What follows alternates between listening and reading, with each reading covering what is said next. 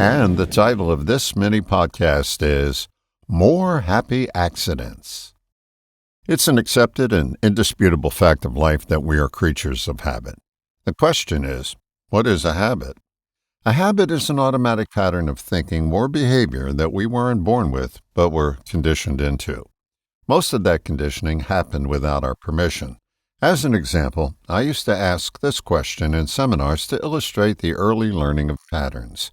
How many of you have the same religion as your parents?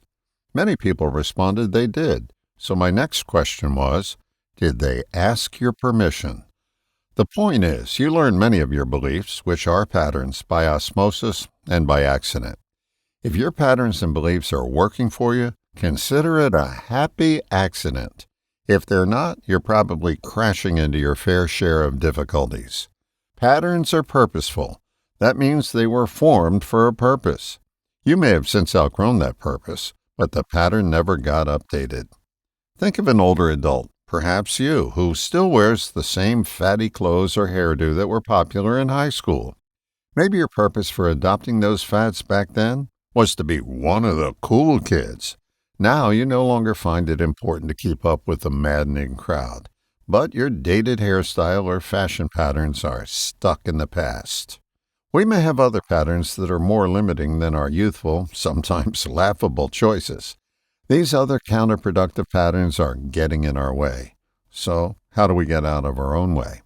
The first step in updating a limiting pattern is to notice you have one. But recognition is not enough.